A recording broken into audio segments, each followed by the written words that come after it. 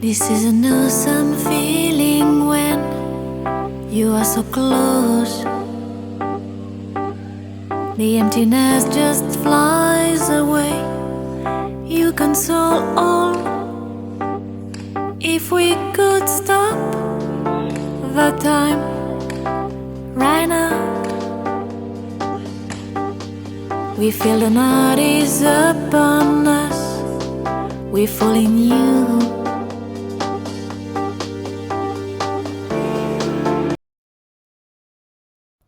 Salut à tous, aujourd'hui je vous retrouve pour une vidéo pour vous présenter le Hip Thrust. Alors qu'est-ce que c'est, à quoi il sert, quels muscles vont être engagés sur cet exercice, comment bien l'exécuter, quelles sont les variantes possibles, quelles sont les choses à ne pas faire. Restez avec moi et je vous explique tout ça dans la vidéo qui suit. Le hip thrust est un mouvement qui va venir particulièrement engager le grand fessier, même s'il y aura également un engagement des moyens et des petits fessiers. Et selon le placement de vos pieds, plus ou moins les ischio-jambiers et les quadriceps, mais également les abdominaux.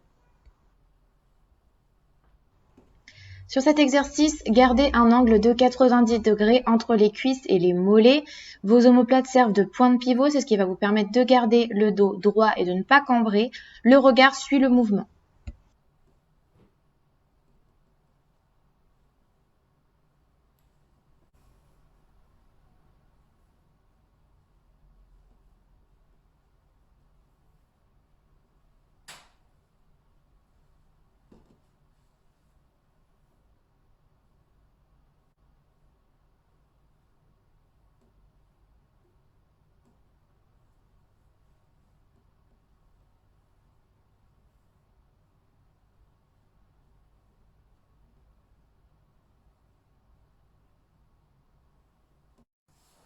Une fois que vous avez une bonne exécution du mouvement, je vous conseille de charger. Donc ne chargez peut-être pas tout seul pour commencer sur cet exercice-là. Vous pouvez le faire à la maison avec des petits poids par exemple. Si vous êtes débutant, vous allez progresser très rapidement.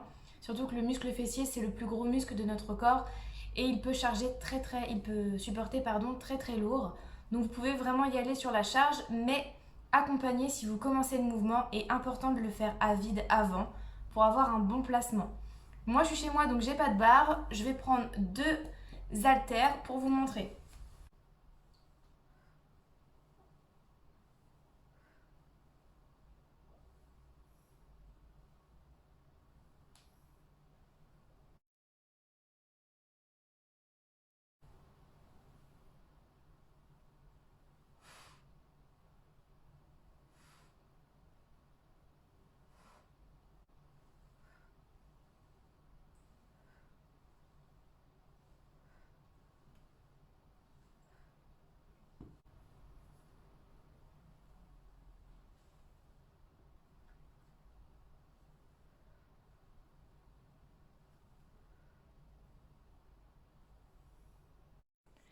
Si vous avez des douleurs dans le bas du dos ou que cet exercice vous fait vraiment trop mal ou que vous n'arrivez pas à vous placer correctement, ce que je vous conseille de faire, c'est de commencer tout simplement au sol.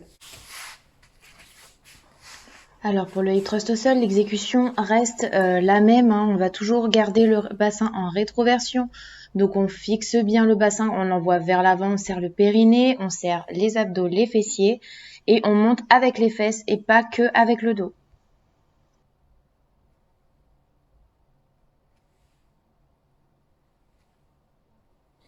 Alors là, pareil, ce qu'il ne faut pas faire, c'est d'être cambré. Pourquoi est-ce que je conseille cet exercice? Tout simplement parce que c'est un exercice qui est polyarticulaire. Il va engager plusieurs articulations et il va travailler plusieurs muscles. Donc ici, on aura l'articulation de la hanche qui va y être, mais également l'articulation du genou. On va avoir, comme vous le savez, du coup, les fessiers qui vont travailler, mais on aura également tout ce qui est avant de la cuisse, donc quadriceps et, comme je vous disais, l'arrière de cuisse. Ischio-jambier, c'est un mouvement qui va venir renforcer toute la chaîne postérieure et tout le bas du corps et qui va même venir également renforcer vos lombaires. Donc c'est vraiment un exercice qui est top à intégrer dans une routine de musculation. Pourquoi est-ce que je vous conseille également cet exercice en musculation? Parce que c'est un exercice où on peut charger lourd. Quand on a le matériel qu'il faut à la salle, donc avec les barres d'haltérophilie, les barres de musculation et les gros disques, c'est facile de charger lourd et c'est également facile de progresser très vite sur cet exercice-là. On peut très facilement soulever le double de son poids de corps assez rapidement avec cet exercice-là, évidemment si la technique est bien exécutée. Pourquoi je vous dis que c'est important de charger lourd? Parce que c'est charger lourd qui va, en première intention, vous aider à prendre du muscle. Si vous voulez vraiment prendre des fessiers, il va falloir augmenter la charge ou augmenter le nombre de répétitions, diminuer le temps de récupération, augmenter le temps sous tension, mais il va falloir changer les paramètres de votre entraînement. C'est pas parce que vous faites des hip thrusts tous les jours à vide ou avec des tout petits poids de 3 kg ou avec des élastiques de musculation que vous allez prendre des fessiers. Donc arrêtez s'il vous plaît de croire aux vidéos des Instagrammeuses de un gros boule en 5 minutes, des fessiers bombés en 10 minutes top chrono par jour. Ça ne marche pas. La seule façon de prendre du muscle, c'est la surcharge progressive. Alors vous allez me dire, pourquoi est-ce que tu nous montres ces exercices-là? Je vous ai montré le hip thrust pour commencer à vide parce que c'est comme ça qu'il faut l'apprendre. C'est avec d'abord à vide, ensuite avec des petits poids, peut-être en rajoutant des élastiques pour mieux ressentir vos fessiers. Et c'est après que vous allez pouvoir charger.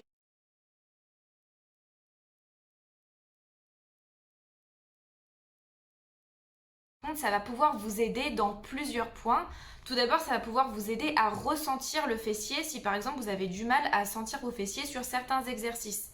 Vous pouvez par exemple le combiner en superset avec du hip thrust. Donc faire par exemple 15 hip thrust chargés et ensuite faire 20 répétitions de hip thrust avec des élastiques et ensuite prendre votre repos et enchaîner comme ça avec vos séries de hip thrust. Ça va vous permettre d'augmenter le temps sous tension du muscle et du coup de mieux ressentir la congestion au niveau des fessiers et des cuisses. Alors, petit exemple d'un superset que vous pouvez intégrer dans vos séances de musculation. Donc, on va faire 15 répétitions de hip thrust. Imaginez-vous que quand même vous chargez lourd, que vous chargez avec le plus lourd possible que vous avez et que vous pouvez surtout. Alors, il y a des inconvénients quand même à cet exercice. Il y a des inconvénients, donc le premier c'est que parfois on a du mal à mettre en place cet exercice en salle.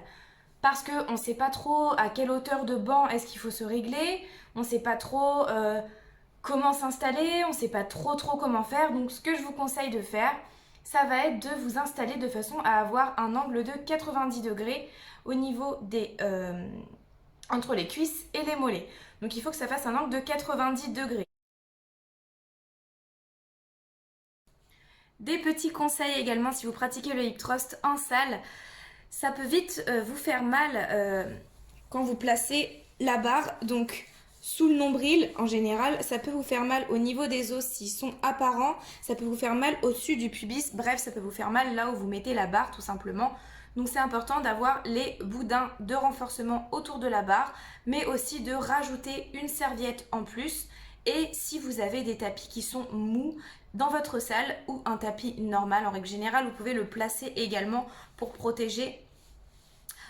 The clock right now. We feel the peace of life to come. We will find you.